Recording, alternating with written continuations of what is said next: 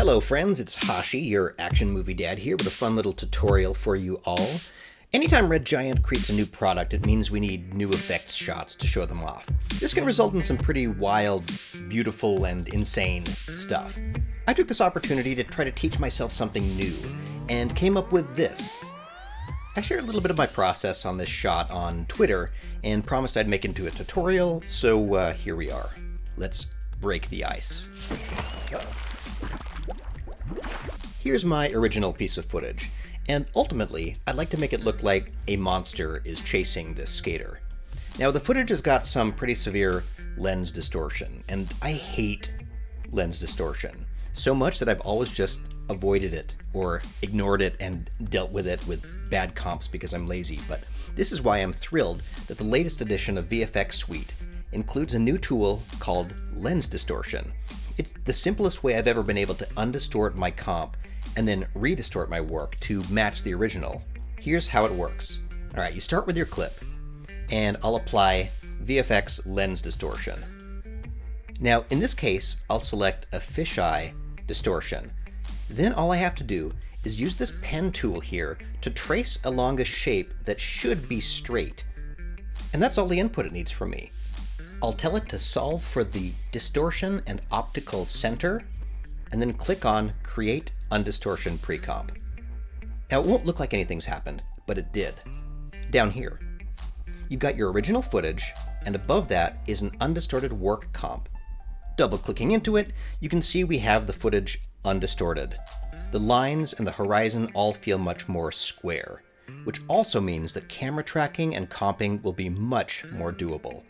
And the best part is this footage is set as a guide layer here. And that's important because it means if we tab back or follow back the flowchart to the original comp, you'll see that this pre-comp is redistorting itself on top of the original source, making this workflow non-destructive to your original plate. Back in our undistort comp, let's run the camera tracker. And we get a great track. So somewhere in the middle of the clip here, I'll set this as the ground plane and origin. I'll also create a solid and camera here too. Now, because the ice surface is so flat, I don't feel I need any other 3D locators in this case. So I'm going to go ahead and normalize my 3D scene using just this ground plane solid. Now, folks, as you know, I'm always squawking about normalizing 3D track data. It's truly helpful, saves compositing time, and I've covered it in a lot of these episodes. You can now watch our short standalone video of how to do this process yourself. And what's even cooler is that we were talking to our friend Joe at workbench.tv, and he made us a free script that makes this task even easier. How easy is that script? Well, once you've tracked your scene and made some guide solids, you just use the Z gizmo to align your ground directionally with the world space, rename it ground, then select your guide solids, and click on the normalize button. Whatever size your comp is, the origin is now set right in the middle and aligned with your world, and the script has also automatically rescaled your world, so any particle effects, stock footage, or anything that you bring into the scene will be a reasonable size right to begin with. Be sure to check out that standalone video if you ever want more information on normalizing a 3D scene and a more in-depth walkthrough of that script. We're including the link for the script below here and also in the standalone video. And from now on, I'm just going to say 3D track your scene and normalize it, and we're just going to understand each other, okay?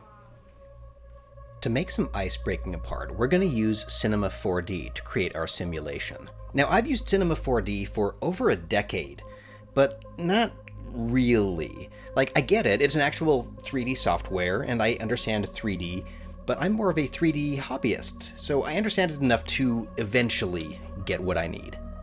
I often use Cinema as a gateway to get things into After Effects where I render them with Element, which I'm even going to do today.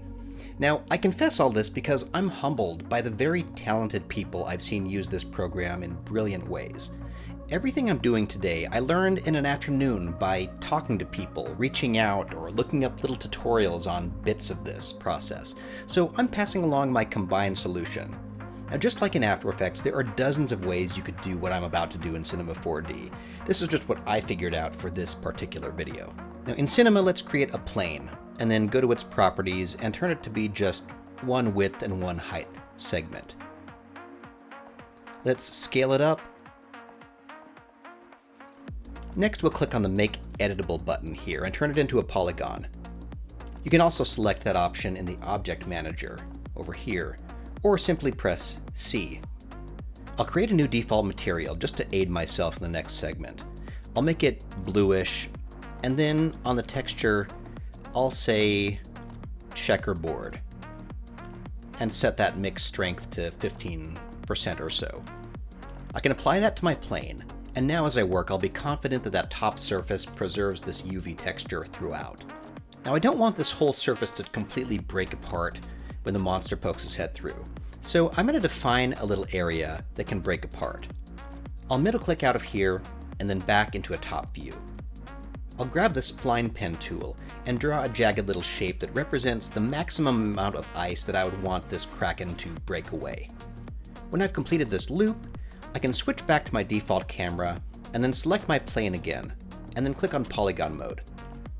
Then under Mesh, I'll select the Line Cut tool.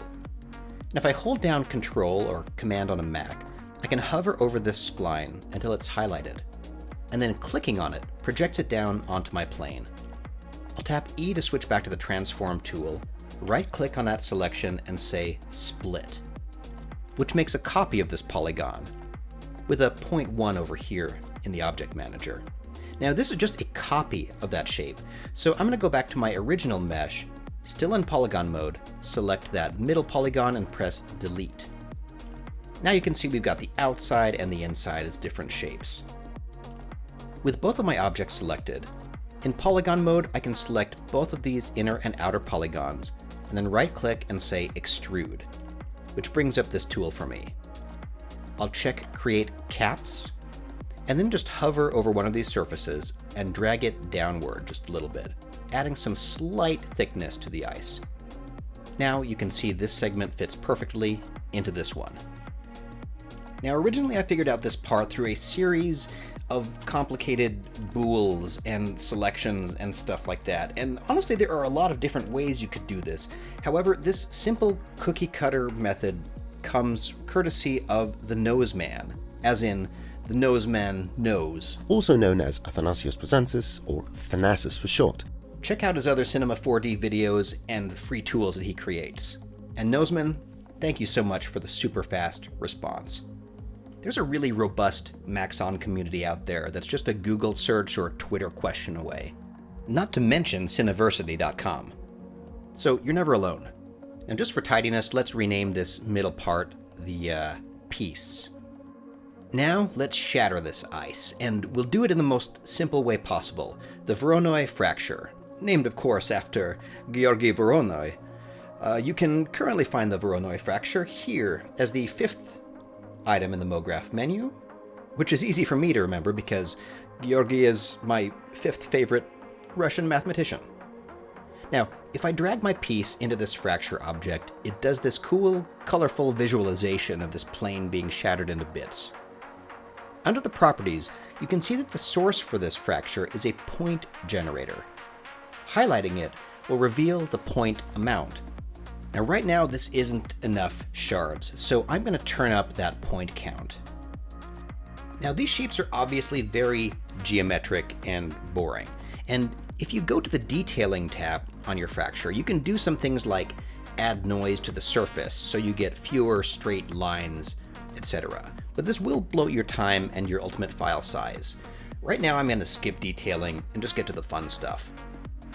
Every object in Cinema 4D has tags like these materials, fongs, UV tags, and there are also tags that allow them to participate in physical simulations, and they're called simulation tags.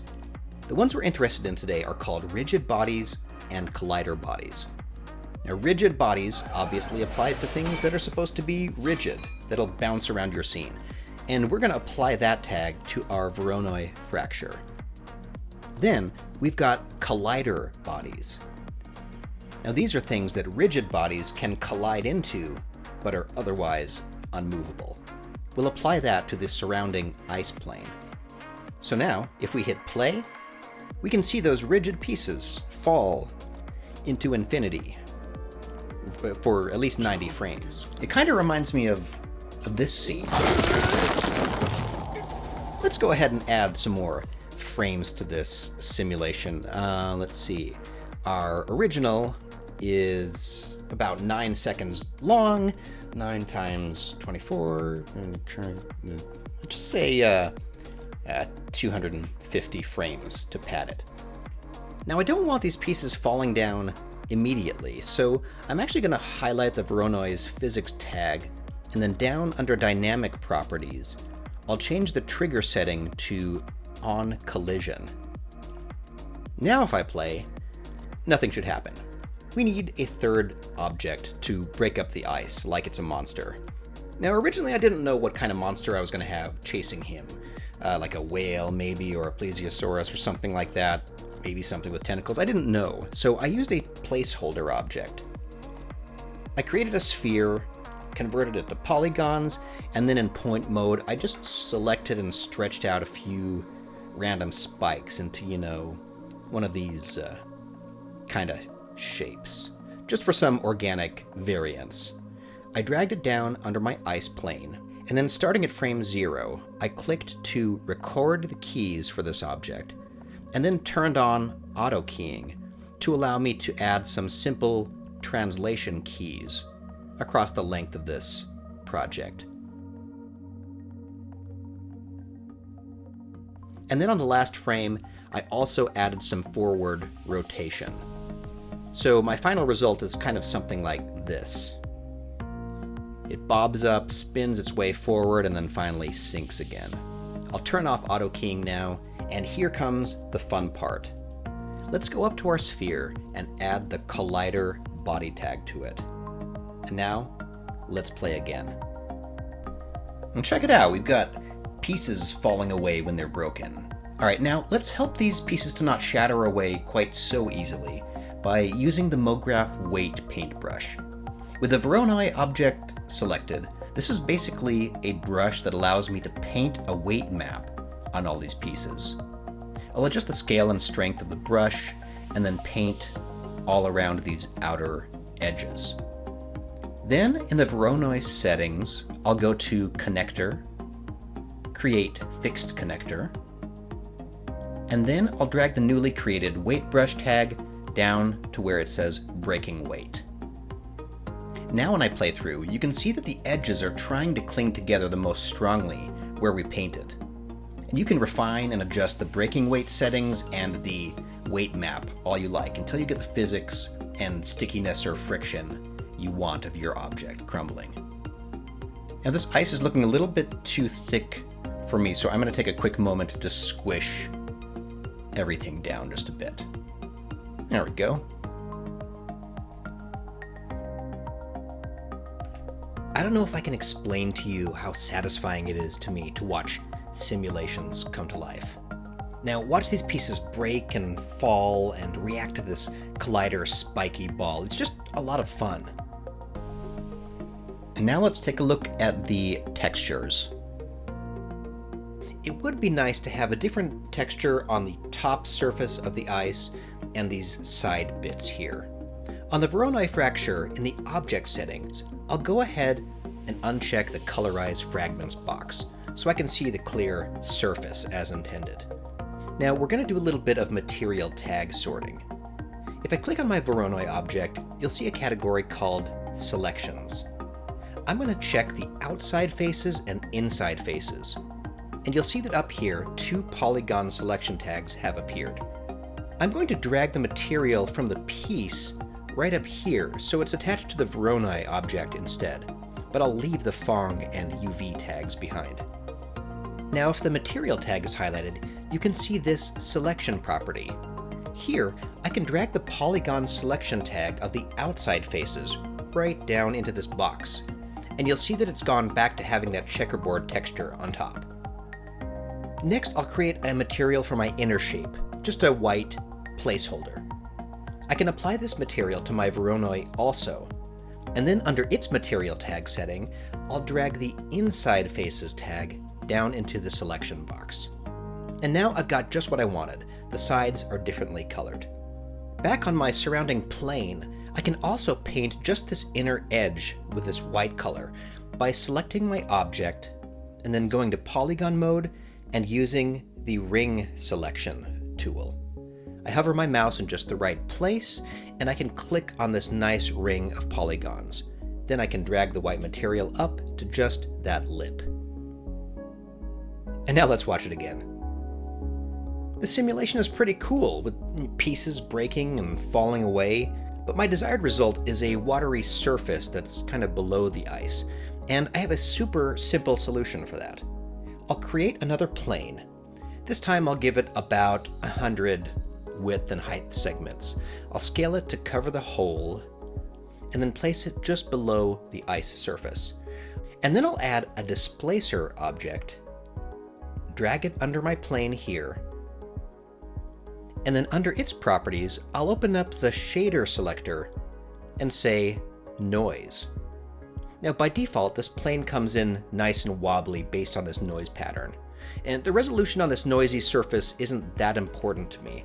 So if I click on noise right here, I can go into the noise shader editor, where I can turn up its global scale, which will sort of change that plane into wider, gentler slopes of water. I can also set the animation speed to maybe 2. And when I have the displacer object selected, I can adjust the overall height of these noise waves. And now it's time to add a collider body tag to my plane. Then in the tags properties, under collision, I'll change the shape to automatic modynamics. This will maintain the detailed noise of that displacement. And now, when we play back, you can see that wherever the sheets of ice are landing, they're kind of bobbing, like they're in water. Now for our last little bit of fun, I'm also going to add some keyframes to my plane. On frame 0, I'll click the keyframe button, and then on the last frame, I'll translate the plane kind of over a bit, rotate it a little bit, and then click to record a second keyframe. And now, when I play back, the friction and movement of this plane gives the impression of an ice flow on water. Now I'll add one more custom shader into the mix here, just something dark blue that I can apply to that water plane. Now, as I'm sure I've said before, for all physical and particle simulations, you always want to play around with them until you're happy with, the beautiful mess you've created. Naturally, the more shards you've created and the more detailed your water surface is, the longer your computer will have to crunch through everything. So I always recommend starting with low numbers and then increasing them until they're as small as you can get away with. Because we're scrappy, We're not all running Unreal engines around. So yeah, save yourself the headache and try to work as efficiently as possible is all I'm saying. Now at this point I want to start getting this thing into Element in After Effects, and the simplest way is a handy extension called the File Sequence Exporter, available here. It's a super simple extension that you can just run and export a Cinema 4D or OBJ sequence, both of which can load as animated into Element. Pretty straightforward and my go-to method for getting stuff into After Effects. Another option that's almost as good is baking the simulation into transform keyframes within Cinema 4D, which Element can load as well. Now, one advantage is that if you decide to stretch the timing of the animation in Element, your objects will move smoothly now instead of into stepped, static frames. But this only works for rigid objects. Element cannot read point level animation, meaning that water surface will only import as static. So if you're just concerned with rigid bodies and want that speed control, here's how you do prep the Cinema 4D file. First, save a backup, or incremental save, first. Then, right-click on the Voronoi object and say Make Editable. This turns each piece into its own geometry. Now you can click on the simulation tag up here on the Voronoi group, go on over to Cache, and click on Bake All. It'll take just a second, but this locks the simulation to its one random seed and caches all of that. So now you can scrub back and forth across one locked animation. But this is still only half-baked. We need to turn the motion into keyframes by switching to the animation layout, selecting the Voronoi group, and then on the timeline, go to Function, Bake Objects. Now you can uncheck Create Copy if you've already saved a backup, and just make sure that position and rotation are checked. Wait another little moment, and now you can see that if you switch to object mode, you could highlight any piece, and it has its animation path. Like this piece has a path, and this has a path. They all have paths. The simulation is baked. If you save the Cinema 4D file, it'll load into Element, and you'll have some control over these ice objects at least. But like I'd mentioned earlier, I really want my water as well, so I'm going to be utilizing the file sequence exporter to create a Cinema 4D file sequence. Now this is pretty awesome for just 15 minutes in Cinema 4D. And if you practice breaking stuff apart like this, you can probably do it in half the time. And speaking of time, it's finally time to go back to After Effects. Well, we're going, we don't need nodes. Alright, here's where we left off. A very simple comp that's been motion tracked and normalized. Also a reminder that I'm working in this undistorted comp, which will ultimately be redistorted into this fisheye drone shot. Let's add a solid, add element, and then import our 3D sequence. I'll make sure that it comes in as a sequence. You can tell because there are frame numbers here, and you can also kind of preview it here by dragging this start frame around. Now let's set it back to 1 and press OK. You can see that since we normalized our scene, this ground plane is automatically aligned with our comp ground plane. I'll make the layer semi-transparent. Now in Element, I can go create a group null which will assist me in placing and scaling this 3D animation. Alright, let's preview this and see what we got. Now remember, we kind of improvised the timing based on the total running time, so some adjusting will probably be necessary. And cool, this broadly works. I think it could be a little bit larger, and I think we want it placed a little bit more like it's chasing him. So let's move this around. I'll rename the group null Ice Surface, with a cute little E, I guess. And since our scene is normalized, I can confidently translate this layer in Z by just dragging the position here. If it weren't normalized, I'd be misaligning this ground plane by dragging the Z value. So, consequence number 1 of not listening to my advice. Alright, let's try that.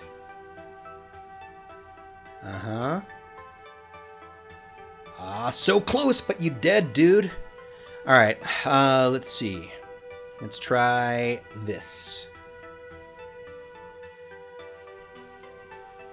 Ooh, close call, but live to see another day. Now, there's this one chunk that kind of flies forward and kind of conflicts with his skate path, so I'll adjust this end position a little bit. And there we go. A perfect narrow escape. Now, it's time to texture this thing up. And I'd obviously like the top surface of this ice ground plane to match the ice from the footage. Now, I did spend some time doing some trial and error with a photogrammetric approach, but I'll admit that it was just easier to extract a texture and Photoshop it. So here's how. I find a nice frame where I can see a pretty big portion of ice. I'm going to apply Real Smart Motion Blur on the footage layer itself, and then set the value to a -1 to try to reduce the motion blur from these front corners. Then I'll add an adjustment layer and apply CC Power Pin. I'll disable the effect, and then use these pins to determine a nice swatch of ice, just kind of by eye. I'll kind of avoid the skater. And then I can check the Unstretch box in Power Pin, and then turn the effect on. Now we've got a nice big sampled area that we can use to build our ice surface. But it's not really a tileable texture yet, so I'll export a still image so I can do that oldest time Photoshop trick of using the filter, other, offset. And here I can set horizontal and vertical offset, which means that the edges are now cleanly wrapped around, but the middle is where the visible seam is. Now, using the clone stamp tool to gently erase this seam, tired. Selecting a wide, feathered area that covers up the seam, and then making content-aware fill take care of it, wired. Speaking of which, is the tired, wired phraseology thing tired? I'm almost 40, forgive me. All right, we'll save that as the tileable ice texture. And then we'll head back to... There's no time. Back to After Effects. Delete that adjustment layer. And then open up Element again, where we can load in our ice texture. And as you can see, it looks great. Now, since I only have this one image, I can still actually copy it here and then try to use it as its own reflection and glossiness map by inverting it, adjusting the levels a little bit, and that'll give me just a little bit more realism in the texture. I'll also go to the reflect mode of the object and set it to be a mirror surface that also renders itself. And then I'll choose an environment map that feels, bright on top like the original footage, but kind of desaturated. Also, looking at this ice texture is going to be way too large once I get it out of here. So in the UV settings for this object, let's set the UV repeat to like 3. And then we'll give that a look-see. All right, still too big. Let's jump back into Element, adjust the UV again to, let's say 4. And then, on this water surface, I'm going to apply one of these Pro Shader presets, probably the blue ice. And then I'll kind of mess with the dials a bit just to get, something that looks a little bit like a plausible watercolor in this scene. Then we'll jump back out, and in the render settings for Element, I'm going to enable Fog. I'll sample the sky color, and then dial it up just a bit so I can kind of match that mild bit of mistiness back here. And now if I play through, I've got a pretty cool thing going here. I'll apply some real smart motion blur to the element layer, which I'll turn kind of on and off throughout this process as needed. Now, if you don't have real smart motion blur, you could also probably pre-render and use your element layer with CC Force Motion Blur. And I'll actually be pre-rendering my ice for some time savings later. Right now, this cracking plane of ice shouldn't actually take up this whole screen, but right now it does. And in practice, it's always better to leave anything practical that you can. And in this case, I'm going to do a very sloppy but effective way to matte this element layer and help sell the illusion. I'll create a comp-sized solid that I'll call Element Mask. Then from a top-down view, I'll place this just in front of the cracking ice, and then I'll key it to move just ahead of the breakage and always still in front of the camera. Alright, I'll rotate this baby a bit toward the scene camera, and then you can see as I scrub through, we get this kind of nice traveling solid. I can make this semi-transparent for a second, and then draw a really simple mask shape on here, feather it out, and ultimately this will become an alpha matte for this breaking up ice. Now, if I didn't have the pieces flying up into the air, I could have even used a copy of my ground plane as a perfectly tracked mask. But thankfully, as I scrub through, you can see that this mask is actually already kind of doing its job, even before I keyframe it that much. I'll quickly scrub through, add a few more keys here and there, and then let's preview. Now, aside from some slight, color curves difference going on here, the illusion is that you mostly see these high contrast pieces breaking away more than you see that soft matte ahead of it. So after some curves and tinkering, let's look at the original undistorted comp. And hey, that's a pretty good start. I mean, some of the matting is visible, but I think that in the moment, the misdirection will be key. Now, I'm missing a monster, which is a bit of a silly thing to have left out until now. But the reason I did was because I actually didn't know if I was going to be able to pull off this sim in the first place. And so I did what I would recommend that you do, which is starting with the thing that you might fail at first. It beats wasting the time of doing the easy stuff and then suddenly realizing you can't finish. Speaking of easy stuff, our next step is to hunt down a 3D model of a monster.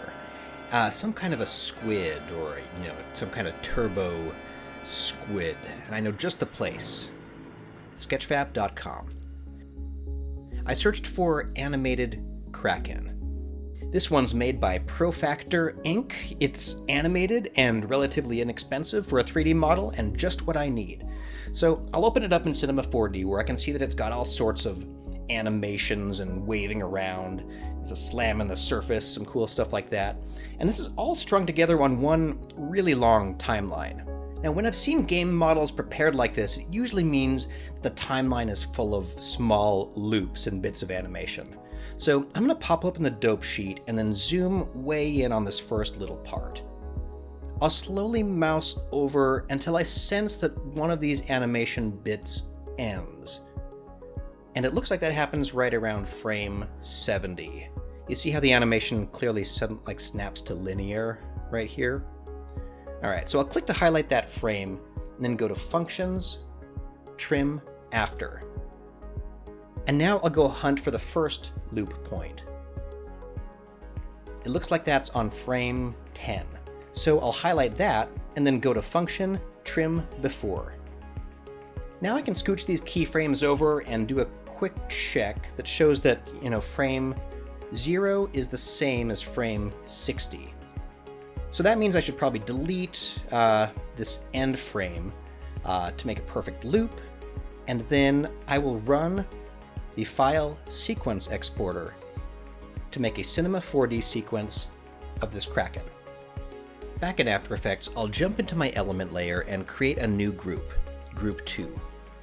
And then I'll File, Import, Sequence, grab my Kraken, and then it's time to relink some textures. The best part about these professional models is that many of them come with really great maps for all of the channels that can make them look great in Element. Alrighty, now right now our monster's hidden because of that mat we made earlier. But no worries, let's create a null for group 2, call it Kraken, and then start adding some very professional position and orientation keyframes. Now, it's more than likely that this Kraken's going to intersect incorrectly with the ice here and there. And yeah, we could have done this all in Cinema 4D to begin with, so that, the Kraken itself was breaking the ice. But you know what? You can do that if you want. I just didn't think of it first. And here we are. I obviously had to adjust my mask that was cutting off the tentacles in some places, but once I was through that, I felt pretty satisfied with my effort. And I want to start compositing in some water splashes to make the whole thing feel a little more real. So to do that, I'm going to render out a beauty pass in PNG form, and then to aid my compositing, I'll also output a depth pass. Now to do that, I'll quickly duplicate this whole comp, and then go into Element, and then down under Output, I'll switch it to Z depth. I'll also disable this alpha mask. And now, as you can see, we've got things that get darker as they approach the foreground. Now, I'll adjust the depth settings a bit so we have a good range of brightness scattered across my subject and these sheets of ice. Then I'll output this as an image sequence 2. Now, my original footage plate is 8-bit, and I'm about to output this depth mat as 8-bit JPEGs, which I know is a bad practice, so if you're on a movie or whatever, feel free to use, an EXR with a higher depth rate for your renders, but I'll bet that I get enough detail for this YouTube video. Alright, so we've got those sweet pre-rendered elements here in the project file. I'll rename them to Depth and Kraken. Let me turn off the original element layer, and then I'll bring in the beauty pass and that depth mat. Now, the render's obviously just nice for being able to quickly play through, super time-saving. But the depth mat? What's the deal with that? Well, we've used them before, but I'd love to explain clearly here too. Now, a depth mat is obviously my 3D layer, but rendered so that dark means near the camera and white means far away. And here's why that's helpful. If we were to add some levels to this layer, I could crunch them down so that the foreground's entirely black, and a narrow band has some gradation, and then the background is totally white. I can even clip these down super tight to get really distinct Z depths whited out. Now here's where the 8-bit thing has left some artifacting, but honestly, in this comp, it's so wide, it's not going to be very visible in motion. So what kind of things can we do with a mat like this? Well, let me throw in a text layer, and then set this modified depth matte as its luma matte. Now you can see that wherever those curves are forced to black, the text is blocked out, and where it's white, it's totally visible.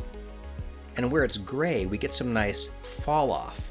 So by setting some keyframes on the histogram of these levels, I can basically control how much of my image is revealed or semi-revealed throughout the entire comp. Pretty cool, right? Alright, so what if one of the most impressive parts of this comp is actually the easiest now? Well, courtesy of Action VFX, we have some amazing water splash assets. And if I simply place them in here as 3D cards, I can start doing some really cool stuff. I'll place this water blast right here in 3D space, and because of that normalization, this stock element comes in at a default great workable size and orientation. I'll adjust the anchor point to be close to the origin of that splash, and then I'll line it up with the initial crack that appears in the ice right here.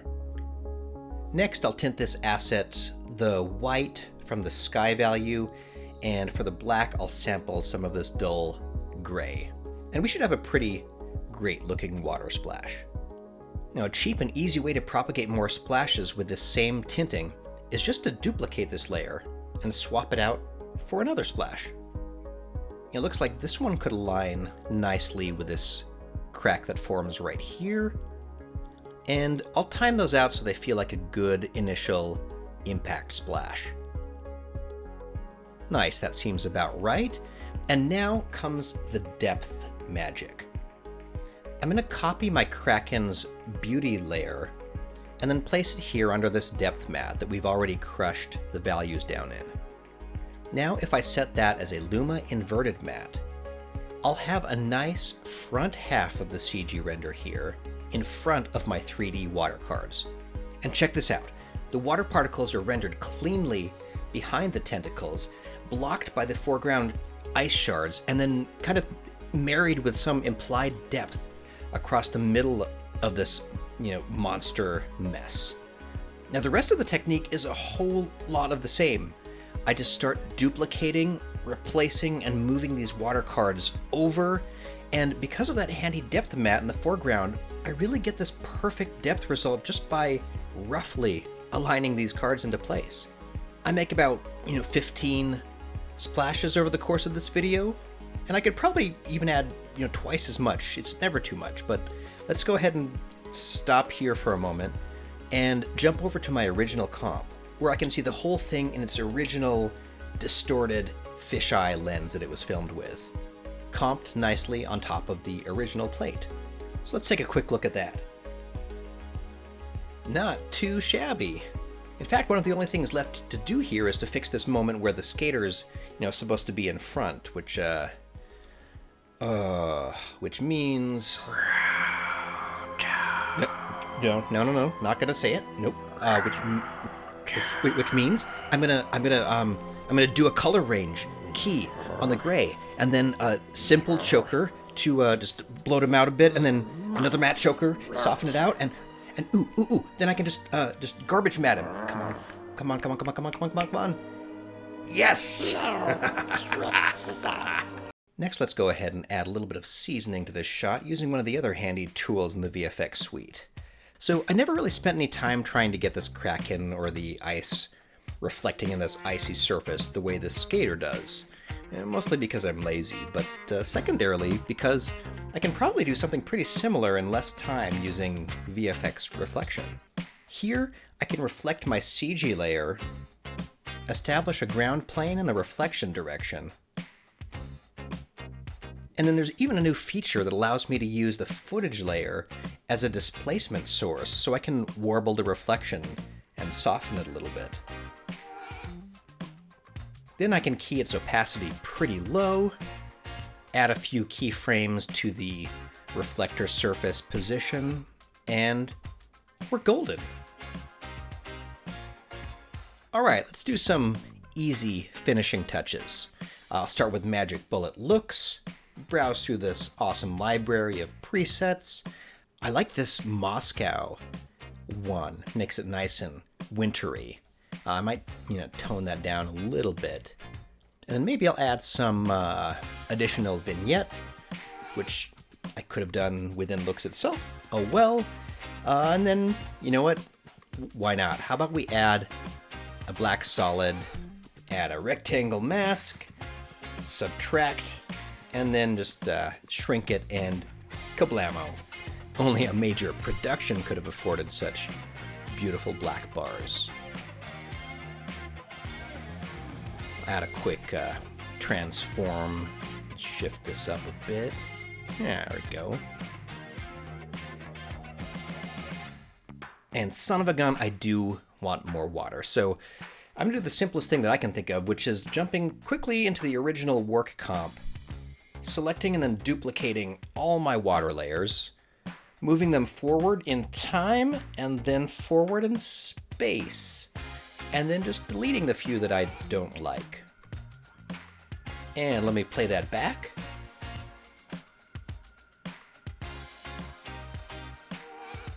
Hey, all right, let's render this beast. Now, some people didn't like my original Twitter sound pass at this. I'm gonna get you. So here's the special edition.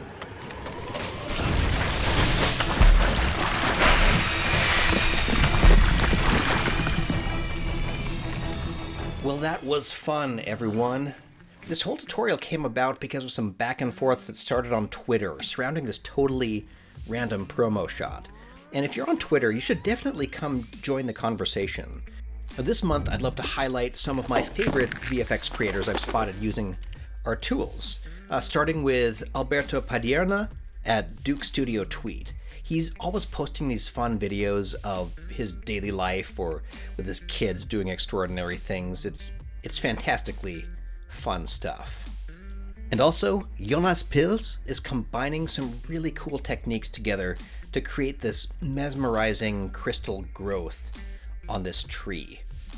And lastly, we've got Oren Kaplan, who is transforming some of this home shot drone footage into this insane COVID v robot video that I can't wait to see in its entirety when it's released. Oren's also one of the hosts of the Just Shoot It podcast, so give that a listen. Share your creations with me, Action Movie Kid, and at Red Giant News, so we'll be sure to see the amazing things that you're all up to. Thanks again for joining me for Cheap Tricks. Be sure to check out and download that free normalization script. Thank you so much, Joe at Workbench TV, for creating that for us. And everyone, have a lovely, lovely day. Look at that, I made it the whole time without saying, release the Kraken.